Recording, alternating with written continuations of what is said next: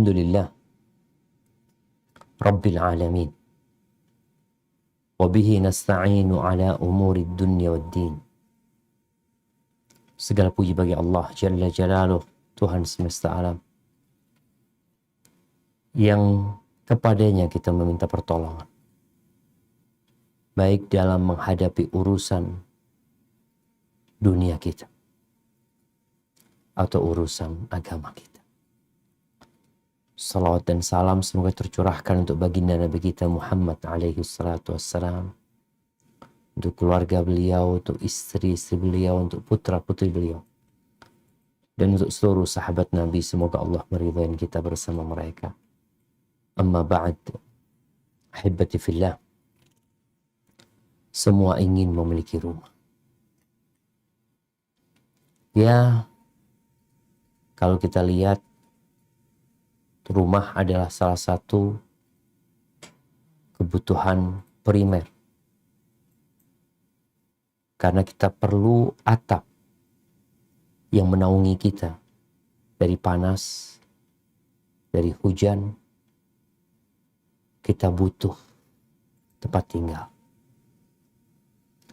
Dan Allah menjadikan rumah itu salah satu nikmat yang harus kita syukuri.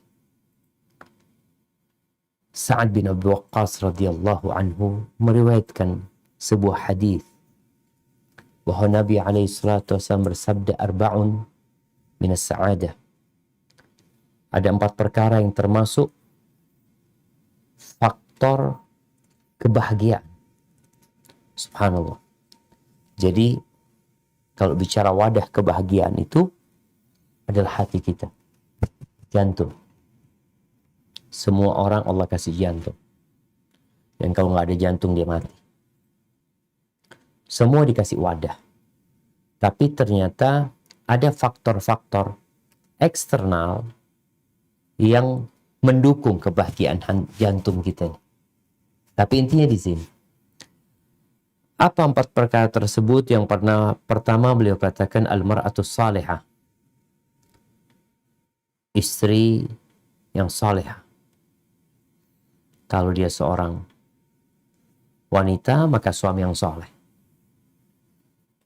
Yang kedua, al-jarus saleh. Tetangga yang soleh. Karena kalau kita punya istri soleha, tetangganya nggak soleh, digangguin tuh istri kita. Yang ketiga, al-markabul hani. Kendaraan yang nyaman. Kemudian yang keempat, yang menjadi pembahasan kita adalah al-maskanul wasi'. Tempat tinggal yang luas. Bukan tempat tinggal yang mewah. Artinya seorang yang memiliki istri yang solehah, tempat tinggal yang luas, tetangga yang baik, kendaraan yang nyaman, Masya Allah. Jadi faktor pendukung kebahagiaan itu dia dapat. Dan 4 perkara yang termasuk faktor kesengsaraan dan penderitaan. Yang pertama, tetangga yang buruk, istri yang buruk, rumah yang sempit, kemudian kendaraan yang buruk. Seorang yang memiliki istri yang soleha, maka insya Allah walaupun rumahnya sempit, baiti jannati. Tapi kalau dia punya istri yang gak soleha, walaupun rumahnya luas, ya kadang-kala dia masih bisa kabur dari keburukan istrinya, pindah kamar atau cari tempat lain. Tapi kalau rumahnya sempit, istrinya buruk, maka yang ada adalah penderitaan. Jadi kalau bicara rumah yang luas, kalau sekarang kita melihat konsep manusia membuat rumah, mereka membuat rumah yang minimalis. Tapi sebenarnya rumah yang luas itu dibutuhkan.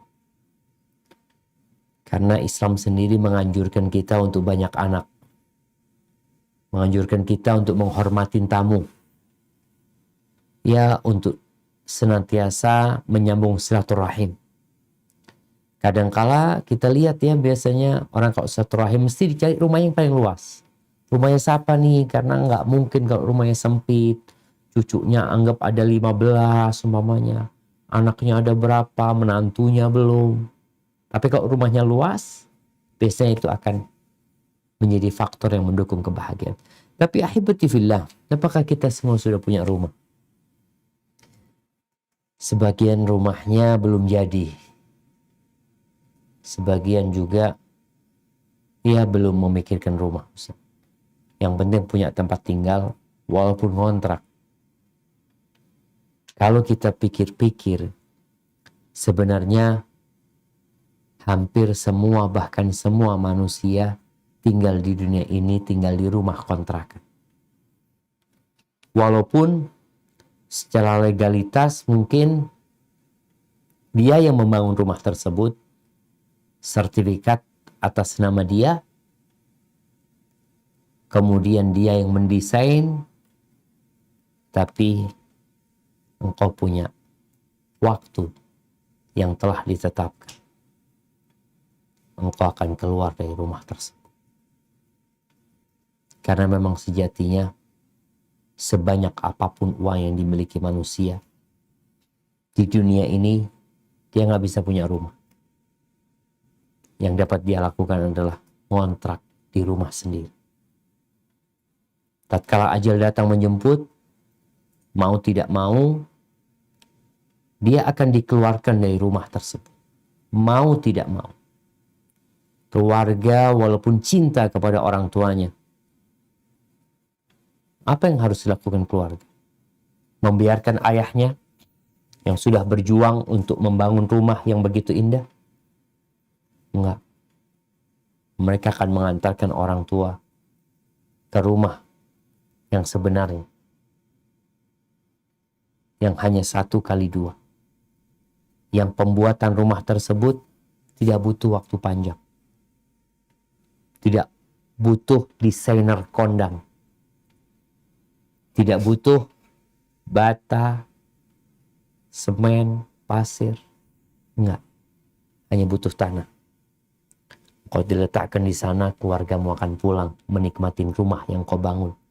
Tapi dunia ini berputar.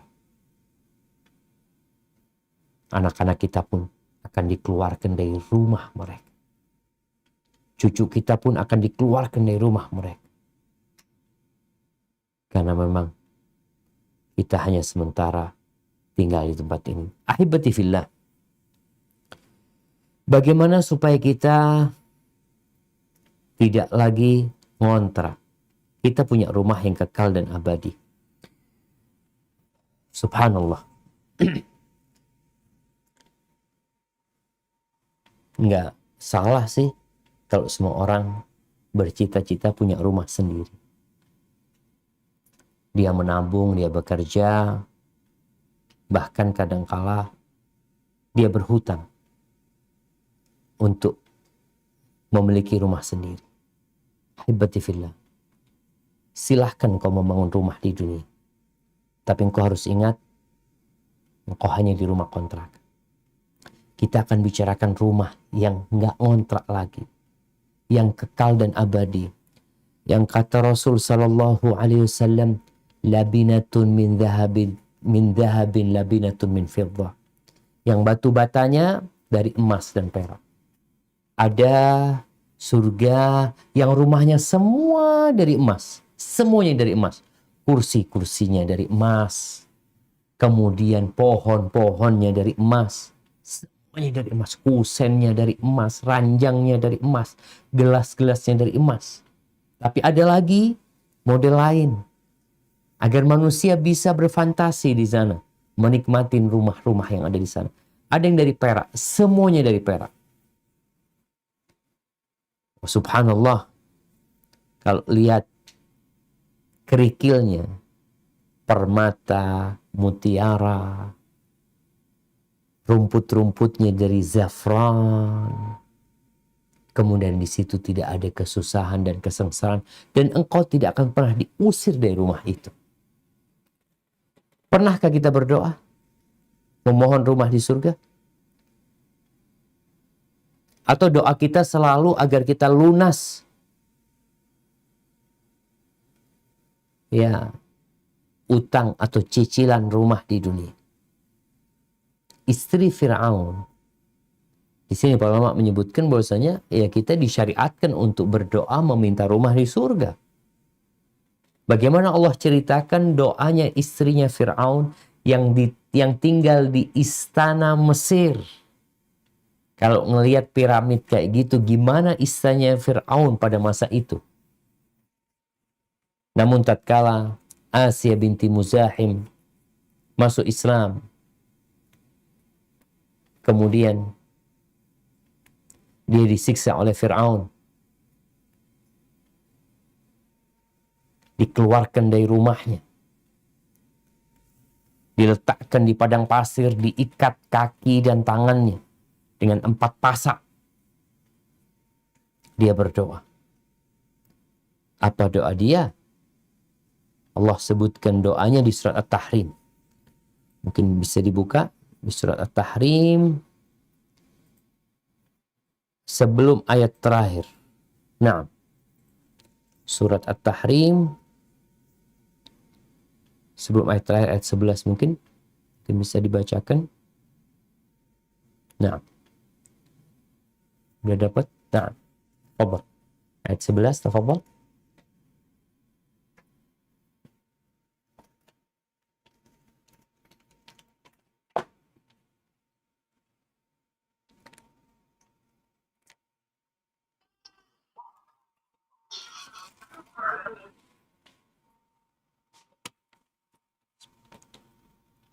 طيب 11 تفضل. أعوذ بالله من الشيطان الرجيم وضرب الله مثلا للذين آمنوا امرأة فرعون إذ قالت رب ابن لي عندك بيتا في الجنة ونجني من فرعون وعمله ونجني من القوم الظالمين ومريم ابنة عمران التي أحصنت فرجها فنفخنا فيه من روحنا وصدقت بكلمات ربها وكتبه وكانت من القانتين.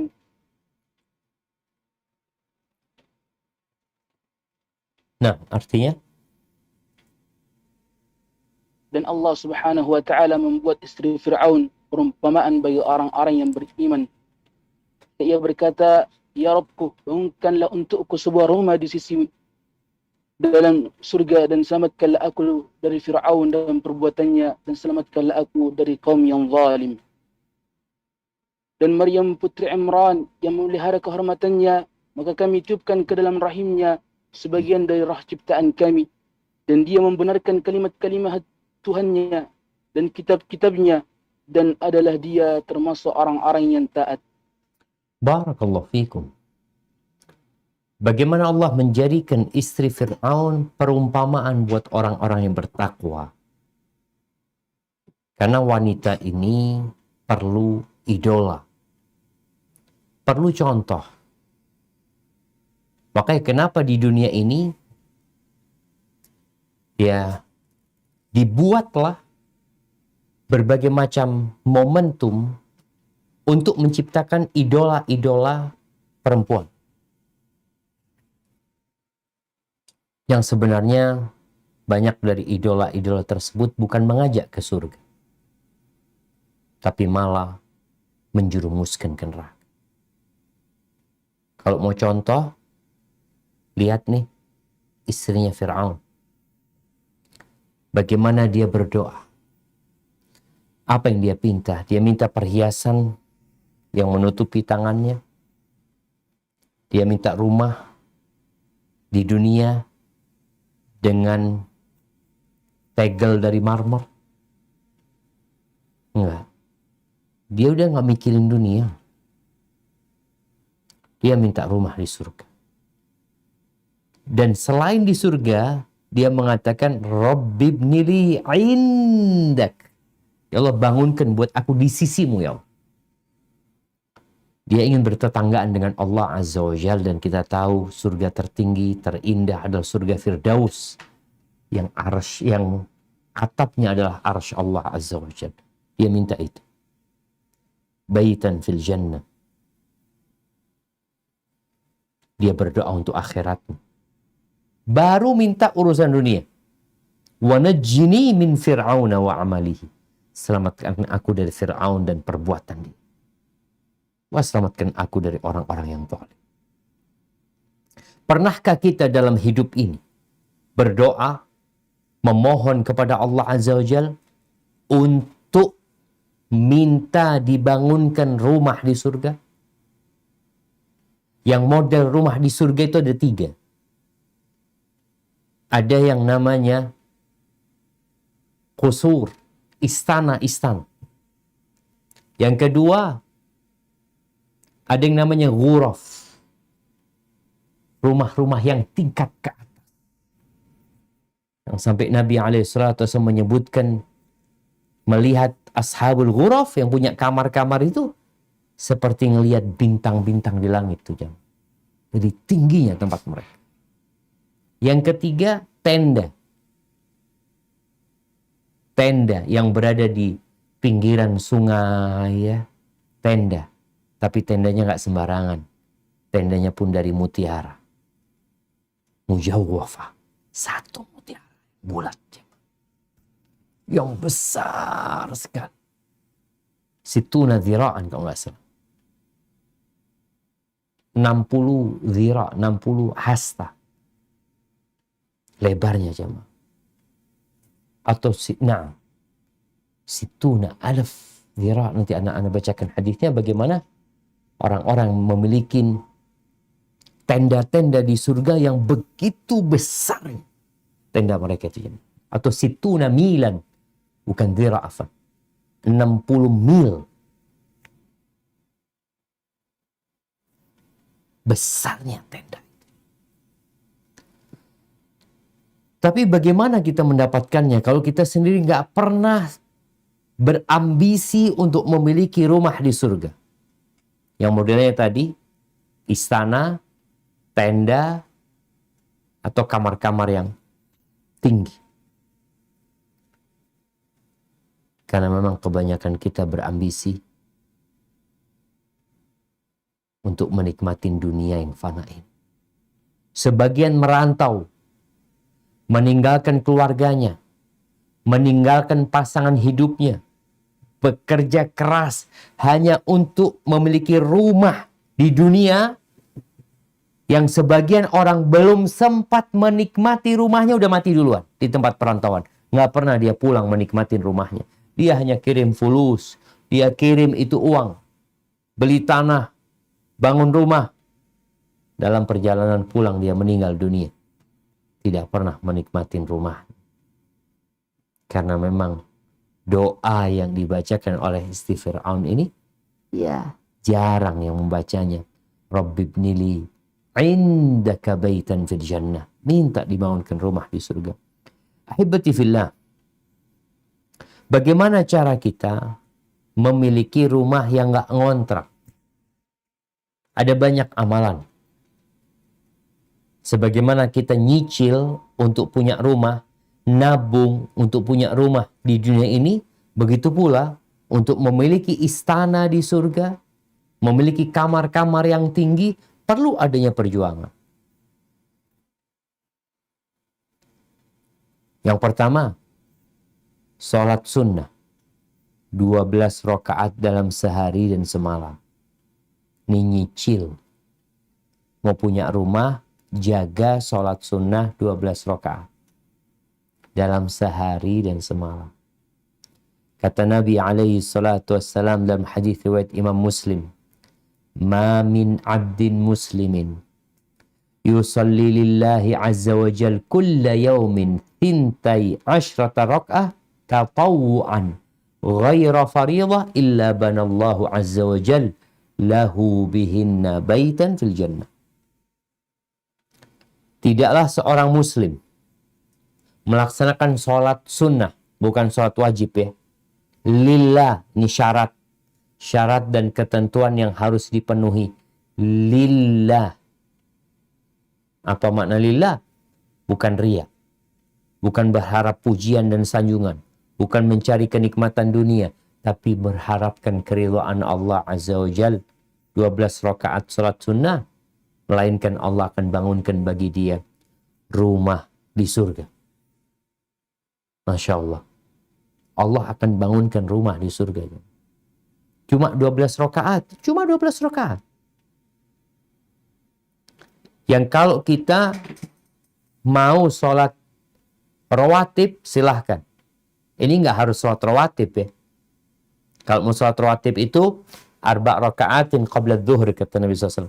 4 rakaat sebelum zuhur. 2 rakaat sesudahnya, 6 mudah. Kemudian, rakaatani ba'dal maghrib. 8 tambah 2 rakaat setelah maghrib. Rakaatani ba'dal isya 10. Tambah 2 rakaat sebelum subuh, maka jadi 12. Namun nggak harus sholat yang 12 rakaat ini. Jadi boleh jadi sholatnya itu ya sholat sunnah secara umum. Kita pokoknya sholat wajib dipenuhin. Ingat, yang 17 rakaat itu harus lengkap. Setelah itu baru nih cicilan. Jadi seakan-akan 17 rakaat itu adalah tiket masuk. Tiket masuk. Mau masuk surga, jaga 17 rakaat. Agar selamat dari api neraka. Kalau ingin tadi rumah di surga, maka mau tidak mau kita harus ada cicilan lainnya. Apa cicilannya? Ya, 12 rakaat. Salat sunnah. Boleh jadi dengan salat duha.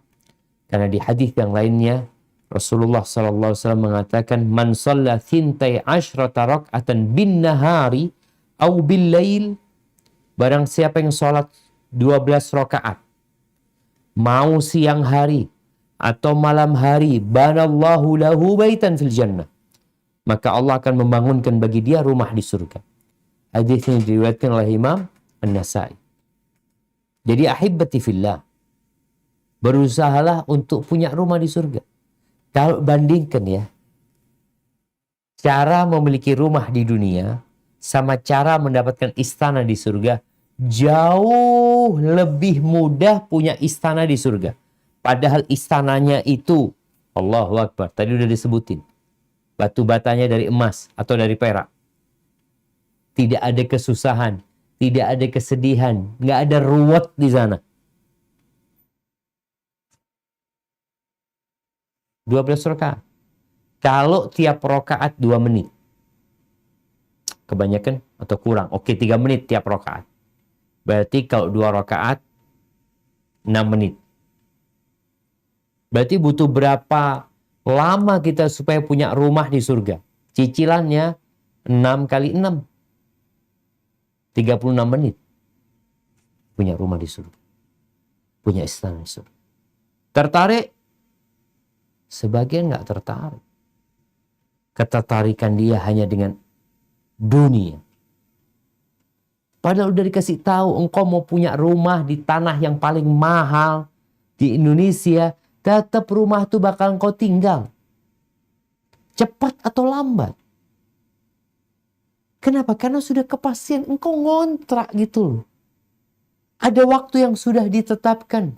Idza jaa ajaluhum la yastakhiruna sa'atan wa la yastaqdimun. Datang waktunya nggak bisa maju, nggak bisa mundur. Selesai. Maka tolong jaga 12 rakaat. Ya Allah Ustaz, ana ini termasuk yang sulit Ustaz salat sunnah. Salat yang wajib aja itu dengan perjuangan Ustaz. Ana jagain salat wajib. Ada orang-orang yang mungkin ketika dia kecil tidak dibiasakan salat oleh orang tuanya. Alhamdulillah ketika dia mulai dewasa, dia mendapatkan petunjuk. Sehingga dia melaksanakan salat yang 5 waktu. Cuma kalau untuk menambah salat sunnah berat Ustaz. Taib. Kau punya harta, nih bisa. Bisa beli rumah disuruh. Dengan cara apa? Yang kata Nabi SAW dalam hadis riwayat Bukhari dan Muslim. Man bana lillahi masjidan, banallahu lahu baitan fil jannah. Barang siapa yang membangunkan untuk Allah masjid. Sama dengan sholat tadi. Sholatnya lillahi ta'ala, bukan asal-asalan. Bangun masjidnya pun diniatkan lillahi ta'ala. Karena ada orang bangun masjid, ria. Ada nyumbang ke masjid, ingin dipuji, ingin disanjung, ingin dikatakan orang soleh. Oh, engkau rumahnya bukan di surga nantinya, di neraka. Buat orang-orang yang ria. Maka barang siapa yang membangunkan masjid lillah, maka Allah akan membangunkan bagi dia rumah di surga. Ya Allah Ustaz, kalau bangun masjid Ustaz, ini proyek besar nih. Anak punya rumah di dunia aja belum. Gimana mau bangun masjid? Ya hibbati fillah. Maknanya bukan berarti orang itu harus membangun masjid dari awal sampai akhir, sampai selesai. Nggak harus. Boleh jadi dia membangun sebagian dari masjid tersebut. Mungkin dia hanya 3 meter sumbang keramik. Mungkin dia 3 sak meletakkan semen di sana. Atau apa aja yang bisa dia lakukan. Karena dalam hadis yang diriwayatkan Ibnu Hibban atau Ibnu Majah, Rasulullah SAW mengatakan, man bana masjidan lillah kamafhasi qata aw asghar banallahu lahu baitan fil jannah. Barang siapa yang membangun sebuah masjid karena Allah, niatnya tetap lillahi ta'ala. Walaupun luas yang dia bangun itu hanya seperti tempat bertelurnya burung darah pasir. Ya mungkin seperti tangan Anda nih, tempat bertelurnya burung darah pasir. Ayam aja gede segini udah cukup bertelur. Ini lebih kecil dari ayam tuh. Tempat bertelurnya burung darah pasir. Yang dia bangun cuma sebesar itu. Mungkin hanya 20 kali 20 cm. Tapi karena dia lillah, atau lebih kecil dari itu, kata Nabi SAW, maka Allah akan membangunkan bagi dia rumah di surga. Ahibati fillah. Kita ini sedih ya. Kadang-kala kita melihat di pinggir-pinggir jalan banyak orang mengumpulkan dana untuk membangun masjid. Tapi mereka sibuk membangun fisiknya, lupa membangun isinya. Kadang-kala mereka yang mengumpulkan dana di jalanan, waktu azan nggak kelihatan di masjid. Gimana yang seperti itu? Ya, syaratnya, kata Nabi SAW, lillah. Dia membangun untuk Allah Azza wa Jalla.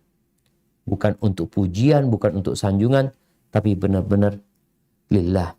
Ahibati fillah. Kita perlu memerangi rasa kikir kita. Makanya kalau yang ingin punya rumah di surga, ya bisa jadi engkau sebelum bangun rumahmu di dunia, bangun masjid dulu. Sebagaimana itu dilakukan oleh Rasulullah SAW. Ketika Nabi hijrah dari kota Makkah ke kota Madinah, sampai di Madinah yang pertama beliau bangun Masjid Quba. Terus di mana Nabi SAW tidur? Numpang beliau di rumah sahabat. Dari Quba, selesai bangun Masjid Quba, beliau melanjutkan perjalanan ke kota Madinah. Sampai Madinah, belum memikirkan rumahnya. Beliau membangun masjid terlebih dahulu. Beliau menunggu, numpang di rumah sahabat Abu Ayyub Al-Ansari. Ada riwayat mengatakan 1 bulan sampai 6 bulan beliau numpang di sana. Masjid selesai, rumahnya selesai, rumahnya kecil. Rumah itu dibanding dengan masjid, ya Allah, nggak ada apa-apanya. Tapi beliau adalah orang yang paling berbahagia di muka bumi. Maka hibati fillah, dalam kondisi sulit pun, kita seharusnya tetap dapat berusaha untuk bersedekah. Apalagi sedekah jariyah, seperti membangun masjid, yang pahalanya akan terus mengalir dan kita akan punya rumah di surga. Di dalam kitab Tabaqat Syafi'iyah diceritakan sosok Abul Izz atau Al-Izz ibn Abdissalam.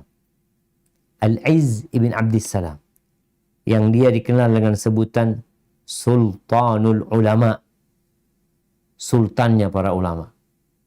Karena beliau begitu gigihnya berjuang berjihad di jalan Allah Azza wa Jalla. Beliau hidup pada masa perang salib ya. Beliau meninggal tahun 660 Hijriah. Tinggal di Damaskus. Pada satu masa terjadi pergolakan harga di situ. Harga makanan pokok melambung tinggi ya. Karena kondisinya banyak penyamun ya. Kadang kala serangan dari kaum salibis yang menyebabkan umat Islam kesulitan bahan pakan. Atau karena diboikot negeri tersebut. Jadi pernah mereka kesulitan makanan sampai akhirnya barang-barang pokok harganya itu dapat melampaui harga villa-villanya. Seperti itu. Turun properti ini. Makanan yang naik. Istrinya Al-Izz ibn Abdissalam mengatakan kepada suaminya, dia punya sabika, dia punya hiasan milik dia. Mungkin dia dapat hadiah atau gimana. Maka dia mengatakan kepada Al-Izz, ambillah duit ini untuk engkau belanjakan. Mau beli apa kata dia? Mau beli villa. Supaya kita kalau musim panas kata istrinya, kita bisa ya beristirahat di sana. Maka diambillah oleh Al-Izz perhiasan ini. Keluar dari rumahnya dia menuju pasar untuk mencari penjual emas.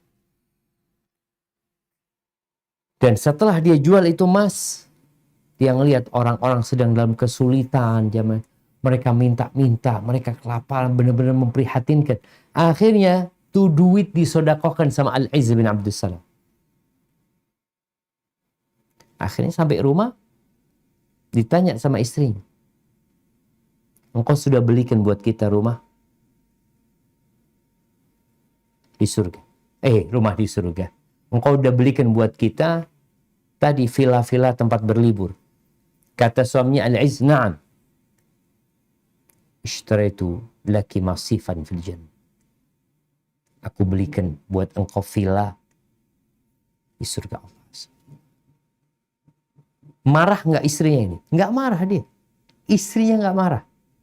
Istrinya malah mengatakan, barakallahu fiik ya sayyidi. Makasih banyak wahai tuanku. Karena itu yang dibutuhkan manusia. Kita ngelihat orang bangun villa di puncak, bangun villa di berbagai tempat. Nggak pernah ditempatin sama dia. Villa tersebut. Karena dia sibuk mencari dunia. Bukan menikmati dunia. Dia mencari dunia. Yang terkadang dunia itu akan menghancurkan. Kemudian yang ketiga. Agar kita memiliki rumah di surga adalah bersabar dan memuji Allah. Bersabar, memuji Allah Ta'ala tatkala mendapatkan musibah, ditinggal mati oleh anak tercinta. Kenapa oleh anak tercinta? Karena ada orang tua yang nggak cinta sama anaknya. Mati anaknya tidak terlalu dia pikirkan, bahkan mungkin dia bergembira. Karena ada anak-anak yang jadi bencana buat orang tuanya. Rasulullah Sallallahu Alaihi Wasallam dalam hadis yang diriwayatkan Imam Tirmidzi dan dihasankan oleh Syekh Albani rahimahullahu taala, apa kata Nabi alaihi salatu wasallam, "Idza mata waladul 'abdi, qala Allahu li malaikatihi," apabila seorang anak hamba Allah, anak dari seorang hamba Allah yang meninggal dunia, maka Allah akan berkata kepada para malaikatnya, qabattum walada abdi. Fayaqulu na'am, kalian cabut nyawa anak hambaku. Kata mereka, na'am. Qabattum thamrata fuadi, yang kalian cabut adalah buah hatinya. Fayaquluna na'am, kata malaikat-malaikat, iya ya Allah. Fayaqulu madza qala abdi. Lalu Allah berkata, apa yang dikatakan hambaku? Tatkala anaknya dimatikan, dicabut nyawanya, apa yang dikatakan hambaku? Masa ini masa yang sangat sulit. Ketika mendengar kematian anak yang tercinta. Maka Allah tanyakan, apa yang dikatakan hambaku? Kata para malaikat, hamidaka wastarja. Masya Allah. Dia memujimu ya Allah. Dan mengatakan inna lillahi wa inna ilaihi raji'un. Bayangkan. Ditinggal mati anak tercinta, dia malah memuji Allah. Dia berbaik sangka sama Allah. Dia yakin Allah ala kulli syai'in qadir. Allah azizun hakim. Lalu Allah berkata kepada malaikat-malaikatnya, ubnu li abdi baitan fil jannah. Bangunkan buat hambaku ini rumah di surga. Wasammuhu baital hamdi. Kasih nama rumahnya. Rumah pujian. Ini rumah khusus. Jadi kalau kita lihat, di surga itu bermacam-macam jamaah. Rumah-rumah yang ada di sana. Ada rumah yang sangat besar, ada rumah yang mungkin biasa, tapi yang jelas semuanya indah di surga. Namun ada rumah khusus buat orang-orang yang memuji Allah Azza wa Jalla. Rumah itu disebut dengan Baitul Hamdi. Rumah pujian. Gimana Ustaz kita memuji Allah ketika terkena musibah? Nabi kita alaihi salatu wassalam, kalau beliau itu mendapatkan nikmat, maka beliau akan mengatakan, Alhamdulillah alladzi bi ni'matihi tatimmu salihan. Segala puji bagi Allah Jalla Jalaluh yang karena nikmatnya kebaikan-kebaikan menjadi sempurna. Kalau beliau mendapatkan musibah, beliau mengatakan Alhamdulillahi ala kulli hal. Segala puji bagi Allah dalam semua kondisi. Artinya beliau tidak berhenti memuji Allah Jalla Jalaluh. Kemudian ahibati fillah, Nabi SAW mengajarkan doa buat kita tatkala kita terkena musibah. Setelah kita mengatakan inna lillahi wa inna ilaihi raji'un. Kita tuh milik Allah. Perginya anak kita, perginya anak ini, itu dengan izin Allah. Dan dia akan kembali kepada Allah Azza wa Jalla. Dan kita tahu anak itu kalau orang tuanya sabar, anak itu akan memberikan syafaat kepada orang tuanya. Dia akan menunggu ayah bundanya di pintu surga. Tatkala diperintahkan kepada mereka untuk masuk ke surga. Apa kata mereka? Nggak mau. Maka dikatakan, malahum munhabitun. Kenapa mereka nggak meninggalkan pintu itu masuk ke dalam? Kata mereka, hatta ya'tiya aba'una. Sampai orang tua kami datang. Maka ketika terjadi musibah, menimpa kita, usahakan awal yang kita ucapkan adalah inna lillahi wa inna ilaihi raji'un. Dan katakan, Allahumma ajurni fi musibati wa akhlif li khairan minha. Ya Allah, berikan pahala. Berikan pahala di musibah yang menimpaku ini. Dan berikan ganti buat aku yang lebih baik darinya. Baik, itu yang ketiga. Yang keempat, membaca doa tatkala masuk pasar. Sebagian kita tiap hari masuk pasar nggak pernah baca doa masuk pasar. Yang ada dalam benak dia akan mencari barang ini, barang itu dia udah catat kadangkala. Usahakan ketika mencatat yang ingin dibeli, catatan nomor 1, baca doa masuk pasar. Supaya ketika masuk pasar, lihat, oh ini yang harus kita baca. Tentunya semua dengan ikhlas. Kata Nabi alaihi salatu wassalam, di dalam hadis yang diriwayatkan oleh Imam Ahmad, dan disahihkan oleh Syekh Albani rahimahullahu ta'ala, kata Nabi alaihi salatu wassalam, man dakhala suq, barang siapa yang masuk pasar, faqal, lalu dia berkata, la ilaha illallah wahdahu la syarika lah, lahul mulku wa lahul hamdu yuhyi wa yumit, wa huwa hayyun la yamut biyadihil khair, wa huwa ala kulli syai'in qadir. Barang siapa yang mengatakan doa itu, apa yang akan terjadi? Kutiba lahu alfi hasan. Akan ditulis buat dia 1000 kali 1000 kebaikan. 1.000.000 kebaikan. Wa maha anhu alfi sayyi'ah. Akan Allah hapuskan bagi dia 1000 kali 1000 dosa. Wa rufi'a lahu alfi darajah. Allah akan angkat 1.000.000 derajat. wa bana lahu baitan fil jannah. Dan Allah akan membangunkan bagi dia rumah di surga. Ya Allah, enak kalau gitu Ustaz. Nah, Allah itu syakur. Namanya Allah itu asy-syakur. Dia memberikan balasan yang besar untuk amalan yang sedikit. Tapi jangan meremehkan amalan ini. Amalan ini termasuk amalan yang sulit dipraktekkan. Jadi memang kita ngelihat amalan-amalan yang ringan, tapi momentumnya itu berat melakukannya, biasanya pahalanya akan jadi besar. Allah berikan. Salah satunya orang kalau masuk ke pasar, apa yang dia pikirkan? Dia mikirkan belanja gitu. Sehingga kadang-kala dia nggak kepikiran mau baca doa itu. Ketika mau pulang baru baca doa. Ingat, aduh nggak baca doa. Maka berusaha untuk mengamalkannya. Walaupun hadis yang baru saja dibacakan oleh sebagian ulama diperselisihkan. Kok pahalnya begitu besar sekali? Iya. Allah itu wasi'at rahmatuhu kulla syai'. Rahmatnya meliputi segala sesuatu. Seorang perempuan memberikan minum kepada seorang pelacur ya, memberi minum seekor anjing, Allah ampuni dosanya, Allah masukkan ke surganya. Ahibati fillah. Yang selanjutnya meninggalkan dusta.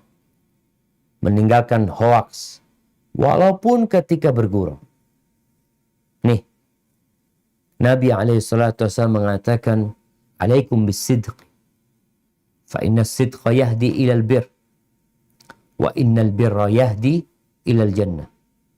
Fama yazalu rajulu yasduqu wa yataharra sidqa.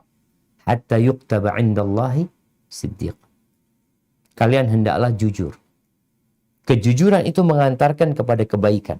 Kebaikan itu mengantarkan ke surga. Ada orang yang terus berusaha untuk jujur. Walaupun hal itu berat buat dirinya. Sampai pada akhirnya dia dicap sebagai orang yang siddiq. Orang yang jujur, nggak pernah bohong. Sebaliknya. Wa iyyakum wal kadhiba. Hindarin dusta. Fa innal kadhiba yahdi ilal fujur. Yang namanya dusta itu mengantarkan kepada dosa. Jadi Allah Akbar, hoax ini. Dosa ini mengantarkan kepada pintu-pintu dosa yang selanjutnya. Dia akan melanjut berbuat dosa lagi. Dan ketika orang itu terus-terusan berbuat dosa, maka akan dicap pendusta. Udah nggak bisa jujur lagi dia. Mau ngomong apa aja orang nggak percaya sama dia. Dan kelak dia akan diantarkan ke neraka dengan kedustaannya. Berkaitan dengan bergurau, yang kadangkala orang itu merasa, ya karena nggak bohong Ustaz, tapi kalau gurau kadangkala bohong. Rasulullah SAW mengatakan, ana za'imun bi baitin fi wasatil jannah liman tarakal kadhiba wa in kana mazihan. Aku menjaminkan sebuah rumah di tengah-tengah surga. Bagi siapa? Bagi yang meninggalkan dusta walaupun sedang bergurau. Walaupun sedang bergurau. Hadis rawahu Abu Daud wa Tirmidzi. Dan orang yang berdusta ketika bergurau itu celaka. Nabi bergurau alaihi salatu wassalam. Tapi beliau mengatakan wala aqulu illa haqqa. Tapi aku tidak mengatakan kecuali yang hak, yang benar. Kemudian yang selanjutnya meninggalkan perdebatan walaupun merasa pendapatnya adalah yang benar. Ini demi menjaga suasana ukhuwah Islamiyah. Kadangkala ada perkara-perkara yang kita nggak perlu debat, nggak perlu diperpanjang. Apalagi di dunia maya ada komentar-komentar yang yang negatif, yang sebenarnya kita nggak seperti yang dia tuduhkan. Tapi kalau kita jawab tambah panjang urusannya, ya udah biarin. Dibiarin Ustaz, iya engkau dapat rumah di surga. Kata Nabi SAW dalam hadis riwayat Tirmidzi, ana za'imun bi baitin fi rabadil jannah liman tarakal mira'a wa in kana muhiqqan. Aku menjaminkan sebuah rumah di pelataran surga. Aku jaminkan rumah di pelataran surga bagi siapa? Bagi yang meninggalkan berdebat walaupun dia merasa benar. tinggalin. Ada kondisi orang mencari kebenaran, maka kita perlu bantu dengan dialog. Tapi ada orang sedang mencari pembenaran. Apa gunanya kita berdialog dengan orang yang mencari pembenaran? Dia sudah punya hasil dari debat tersebut bahwasanya dia yang benar. Maka tinggalkan perdebatan dengan seperti itu. Terkadang kita melihat ada ulama-ulama yang meninggalkan perdebatan. Karena memang nggak produktif. Bahkan akan menjadi masalah. Nabi Daud alaihissalam pernah berpesan kepada putranya, ya bunayya iyyaka wal mira. Wahai ananda, kau hindari perdebatan. Fa inna naf'ahu qalil wa huwa yuhayyijul adawata bainal ikhwan. Manfaat dari perdebatan itu sedikit dan ia menyulut api permusuhan di antara saudara-saudara. Kemudian yang selanjutnya adalah menutup celah di soft sholat. Kadangkala kita ngelihat ya, kalau sekarang sholatnya pakai jarak, Ustaz gimana ya kondisi. Tapi ketika kita sudah selesai, kondisinya normal, maka sholatnya ya harus rapat. Nabi SAW mengatakan, sawu sufufakum. Rapikan, samakan, luruskan, rapatkan soft kalian. Fa inna taswiyatas sufuf min tamamis shalah. Karena sempurnanya soft itu termasuk kesempurnaan sholat. Kalau ada celah, kadang-kadang kita ngelihat, oh ada masih satu soft kosong. Jangan bikin soft baru. Penuhin dulu soft tersebut. Atau ada orang yang keluar dari soft karena dia mau berwudu atau apa. Engkau masuk untuk menyempurnakan soft tersebut. Dalam hadis yang diriwayatkan Imam Tabrani dan disahihkan oleh Syekh Albani rahimahullahu ta'ala, Nabi bersabda, alaihi salatu wassalam, man sadda furjatan fi saffin, rafa'ahu Allahu biha darajah, wa bana lahu baitan fil jannah. Barang siapa yang menutup celah di saf, niscaya Allah akan mengangkat satu derajat bagi dia di surga dan membangunkan bagi dia rumah di surga. Subhanallah. Maka berusaha kita untuk menyempurnakan saf dan menjaganya. Kemudian ahibati fillah, berhijrah. Berhijrah. Meninggalkan negeri kekufuran ya. Menuju kepada Allah Azza wa Jalla. Kita lihat para sahabat yang berhijrah sampai kota Madinah nggak punya rumah. Tinggal di masjid mereka. Numpang. Hidupnya sulit. Tapi ternyata ada jaminan rumah di surga bagi mereka. Kata Nabi SAW dalam hadis riwayat Nasa'i, ana za'imun liman amana bi wa aslama wa hajara bi baitin fi rabadil jannah wa baitin fi wasatil jannah wa baitin fi a'la ghurafil jannah. Aku menjaminkan bagi orang yang beriman kepada aku, masuk Islam dan hijrah dengan sebuah rumah di pelataran surga, di tengah-tengah surga, dan rumah di yang tertinggi dari kamar-kamar surga. Itu jaminan buat orang yang beriman, yang Islam, kemudian hijrah di jalan Allah Azza wa Jalla. Tapi ini kadang kala berat, cuma orang kalau hijrah itu, dia nggak punya apa-apa nantinya. Tapi ketika engkau hijrah buat Allah Azza wa Jalla, maka rumahmu yang kau tinggalkan. Para sahabat meninggalkan rumah-rumahnya di Mekah. Usaha mereka semua ditinggalin. Tapi ternyata ada jaminan dari Allah Azza wa Jalla. Sebuah rumah yang ada di tempat yang berbeda-beda bagi orang-orang yang berhijrah di jalan Allah Azza wa Jalla. Kemudian berjihad di jalan Allah Azza wa Jalla. Dalam hadis riwayat Nasa'i, beliau juga menjaminkan, ana za'imun liman amana bi. Ana za'imun liman amana bi wa aslam. Wa jahada fi sabilillah. Bi baitin fi rabadil jannah. Wa baitin fi wasatil jannah. Wa baitin fi a'la tarafil jannah.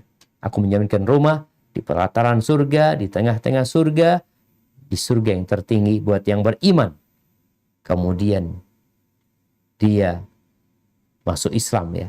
Dia imannya kuat, pengamalan terhadap keislaman itu begitu nampak dalam kehidupannya, dan dia berjihad di jalan Allah Azza wa Jalla. Orang yang berjihad meninggalkan rumahnya, meninggalkan keluarganya, meninggalkan usahanya, tapi gantinya sesuatu yang tidak dalam bayangan manusia. Kemudian jamaah, Mungkin yang terakhir, husnul khuluq.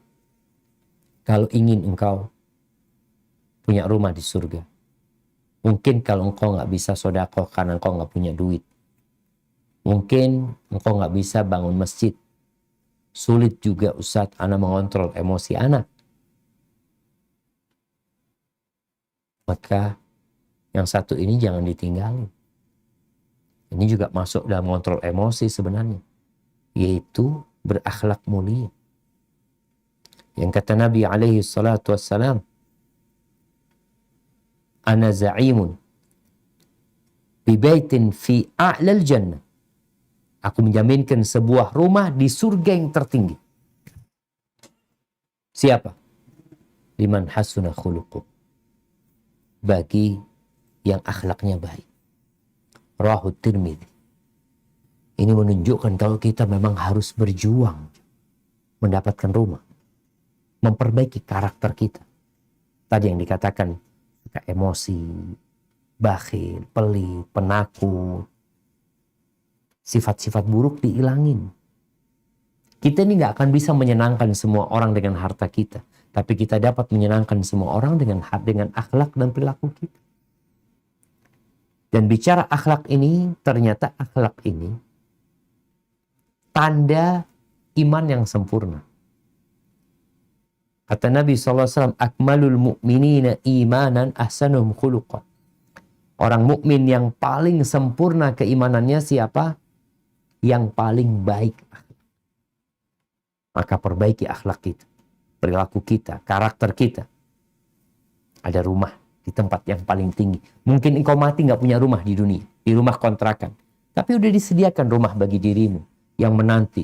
Dan boleh jadi satu orang punya banyak rumah. Sebagaimana di dunia orang bisa punya banyak rumah, di surga Allah bisa kasih banyak rumah buat dia. Karena dia bukan hanya mengamalkan satu amalan, tapi semua amalan dia berusaha untuk mengamalkannya. Hada wallahu alam bisawab. Itu yang dapat Anda sampaikan. Kurang lebihnya mohon maaf. Mungkin kita masuk ke sesi tanya jawab. Anda kembalikan ke moderator. Jazakumullah khair. InsyaAllah jazakumullah khairan ya Ustaz. Semoga Allah membalas kebaikan antum. Tayyib, kami ucapkan terima kasih kepada Ustaz Dr. Syafir Rizak Basalamah hafizahullah ta'ala mera'ahu yang telah memberikan tausiahnya. Semoga Allah subhanahu wa ta'ala menjadikan tausiahnya tausiah yang bermanfaat dan menjadikan tausiahnya dapat memberikan manfaat kepada orang yang banyak. Tayyib, memasuki acara berikutnya adalah acara sesi tanya jawab. Di sini ada beberapa pertanyaan yang masuk, tapi kita hanya membaca pertanyaan sesuai dengan tema. Tayyib, pertanyaan yang pertama Ustaz. Mohon izin Ustaz. Naam, tafadhal. Nah, pertanyaan pertama. Bismillah, ahsanallahu ilaikum. Izin bertanya Ustaz, ibu bapak ana yang sudah mulai sepuh punya keinginan supaya ana dan istri bisa membeli rumah dengan cara KPR syariah agar bebas dari riba. Di sisi lain, alhamdulillah ana juga dapat ilmu dari Ustaz bahwa Rasulullah SAW selalu berdoa berlindung dari hutang. Meskipun KPR syariah bebas dari riba, tapi tetap saya di situ terdapat hutang yang harus dicicil dengan waktu yang sangat lama. Agar ana tetap bisa membahagiakan orang tua, sikap apa yang ana harus lakukan Ustaz? Jazakumullah khairan. Masya Allah, barakallahu fiik. Ya, ahibati fillah. Kita punya kewajiban berbakti sama orang tua kita. Tapi tidak semua perintah orang tua harus diturutin. Khususnya untuk perkara-perkara yang mungkin akan membahayakan anak.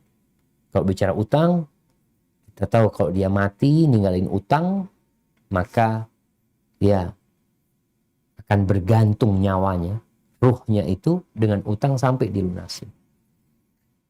Terus bagaimana caranya membahagiakan orang tua yang ingin anaknya punya rumah? Salah satunya tadi kan, ya mungkin KPR syariah kata orang tuanya. Menurut ana sampaikan kepada orang tua, insya Allah ana akan nabung. Jadi kan modelnya ada orang yang utang terus nyicil, ada orang yang nabung. Yang nabung ini sampaikan kepada orang tua, insya Allah ana mau beli tanah dulu. Doakan, minta doanya orang tua, ana insya Allah mau beli tanah dulu. Jadi walaupun rumahnya ngontrak, tapi yang penting punya tanah dulu. Tanah kaplingan, mamanya. Kita cari rumah, cari tanah yang tetangganya baik, kita beli itu tanah. Setelah kita beli itu tanah, ya tunggu dulu. Kalau punya rizki, beli batu umpamanya, bikin pondasi, Masya Allah. Anda lihat di dekat rumah ini ada orang yang membangun rumah, Masya Allah. Cukup lama memang. Awal Anda lihat ada batu pondasi. Dapat berapa waktu, Anda lihat ada batu bata. Terus dia bangun, pondasi doang. Habis pondasi berhenti. Pondasi udah naik tuh, berhenti dia. Nanti punya rezeki lagi, bangun lagi dia. Jadi kita terbebas dari hutang.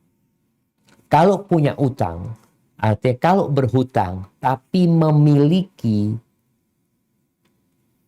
aset atau memiliki kemampuan untuk melunasi, jadi kalau mati, utang itu insya Allah lunas, maka nggak ada masalah engkau berhutang. Jadi berhutang itu diperbolehkan karena kebutuhan, bukan karena gaya hidup ya.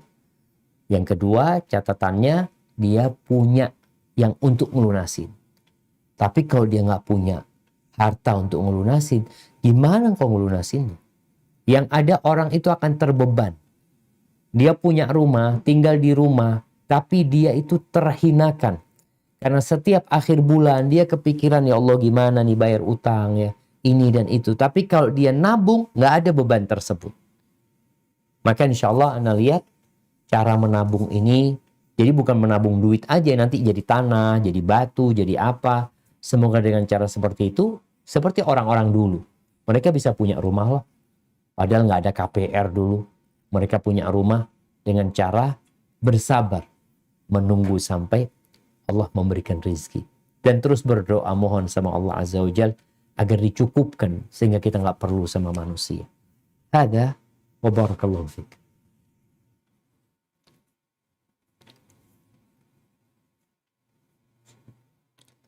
Masih mute, Ustaz?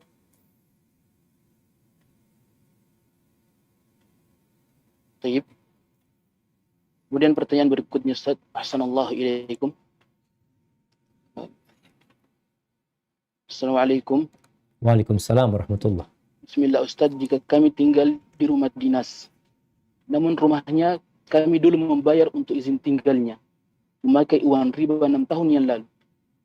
Lebih baik kita tinggalkan lalu kita mengontrak atau teruskan saja tinggal di rumah dinas yang kami tebus dengan uang riba dan kami tobat nasuha untuk tidak meriba lagi.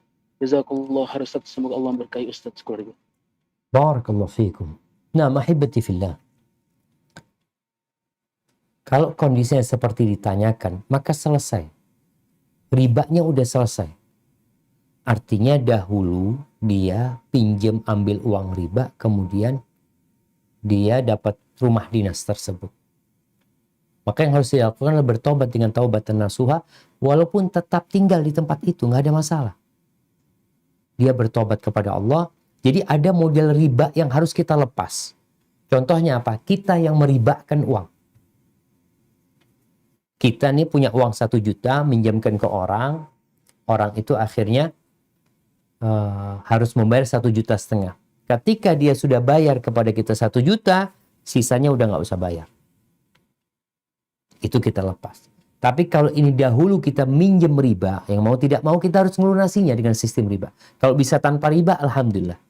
Tapi kalau ini udah selesai dulu ini Ustaz, sehingga dia tinggal di rumah itu, an rasa rumah itu halal untuk ditempatin, tapi dia hendaklah bertobat kepada Allah dengan taubatan nasuha, memperbanyak istighfar, memperbanyak amal soleh. Insya Allah nggak ada masalah dengan cara seperti itu. Beda kalau rumahnya rumah rumah rampasan. Kalau kita tinggal di rumah rampasan milik orang, kita harus cepat keluar. Karena rumah itu bukan milik kita sebenarnya. Jadi seperti itu. Hadza wallahu a'lam bissawab.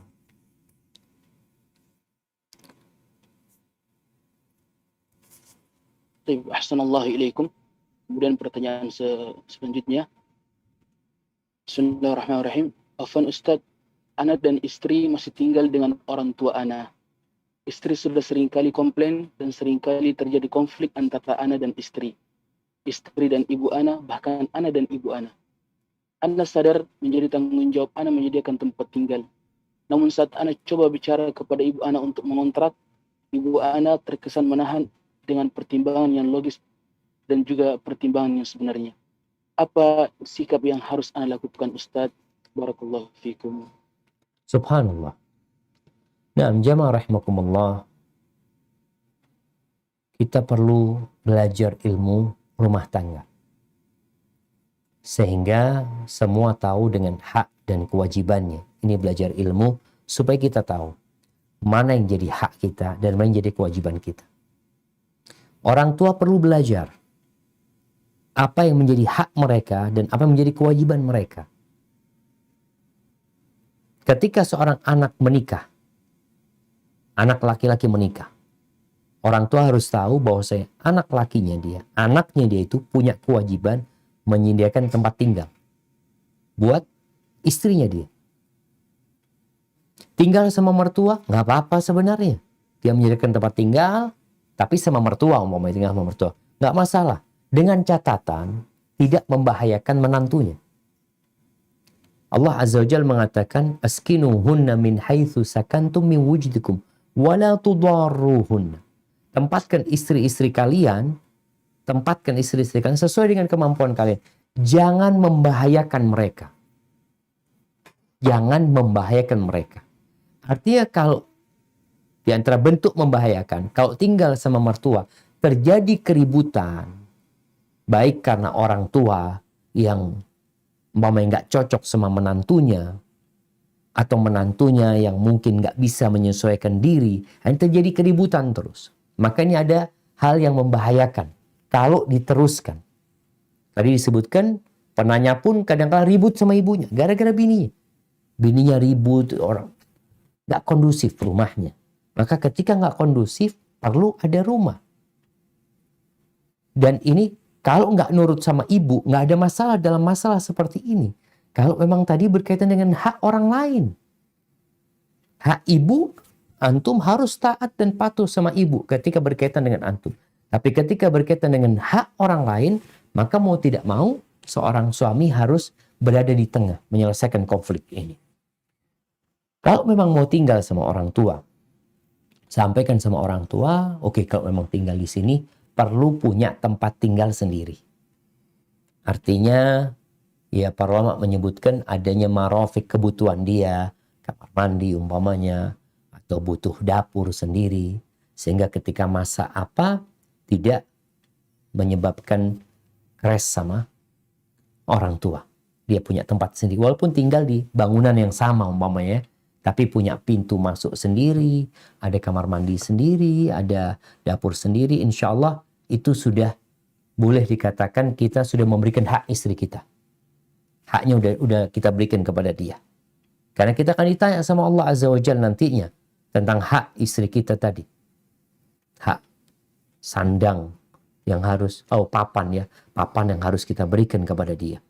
Maka perlu ngomong sama orang tua, bukan nyari rumah kontrakan, tapi oke, tinggal di situ, tapi ada apa istilahnya, seperti pavilion sendiri, seperti kos-kosan. Kita lihat ya, orang kos itu kadangkala ruangannya kecil, tapi ada dapurnya, ada apa, sehingga aktivitas dia di situ dan dia insya Allah tidak terlalu banyak berinteraksi sama orang tua.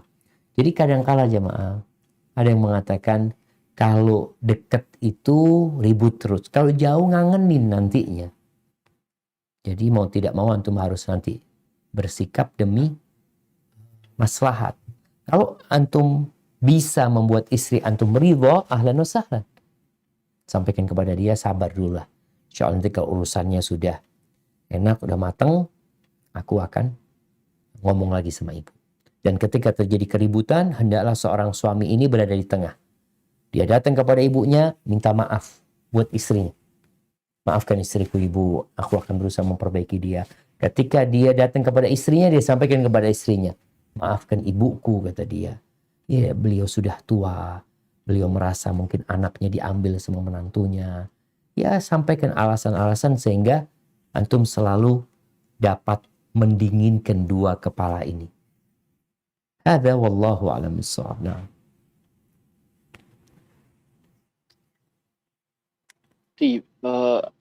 Alhamdulillah kita telah sampai ke acara penutupan. Kami ucapkan kepada Ustaz Dr. Syafiq Rizal Salamah, syukran jazakumullah khairan yang telah meluangkan waktunya di tengah kesibukan beliau, dan begitu pun kami ucapkan juga syukran jazakumullah khairan kepada tim Ustaz Syafiq Rizal Salamah dan begitu pula kepada tim ACT. Semoga Allah membalas kebaikan antum dan semoga Allah memberkahi antum. Agar acara ini bermanfaat untuk kita semua, mari kita menutup acara ini dengan membaca doa kafaratul majlis. Subhanakallahumma wa bihamdik, asyhadu an la ilaha illa ant, astaghfiruka wa atubu ilaik. Mungkin kepada Ustaz untuk menutup kajian ini. Tafadhal Ustaz. Masya Allah, kayaknya udah ditutup sama antum. Baik, jemaah rahimakumullah. Semoga kita dapat bersemangat ya untuk memiliki rumah. Bukan di muka bumi ini, tapi di surga Allah Azza wa Jalla. Kita perlu duduk merenungkan hidup kita. Antum udah punya rumah di surga belum? Tadi kita sudah mendengar tips-tips memiliki rumah di surga. Artinya kita bisa ngecek diri kita. Oh, kayaknya sholat 12 rakaat belum. Bangun masjid enggak kayaknya. Akhlak mulia, aduh, mana kayaknya kasar orangnya. Terus bersabar tinggal mati anak, alhamdulillah Ustaz anak nggak ada yang mati anak-anak umpamanya. Jadi perlu dicek sehingga ada hal-hal yang bisa kita usahakan, kita perjuangkan. Tatkala ajal datang menjemput kita, kita sudah siap, sudah ada rumah yang menanti kita di surga. Barakallahu fiik. Itu yang dapat Anda sampaikan. Kurang lebihnya mohon maaf. Anda kembalikan ke moderator. Ayakumullah. Baik Ustaz, jazakumullah khairan. Barakallahu fiikum atas kesempatan ini. Alhamdulillah seluruh acara telah dilalui dan sampailah kita di acara penghujung ini. Saya selaku pembawa acara mohon maaf yang sebesar-besarnya jika ada kesalahan. Wabillahi taufiq wal hidayah. Wassalamualaikum warahmatullahi wabarakatuh.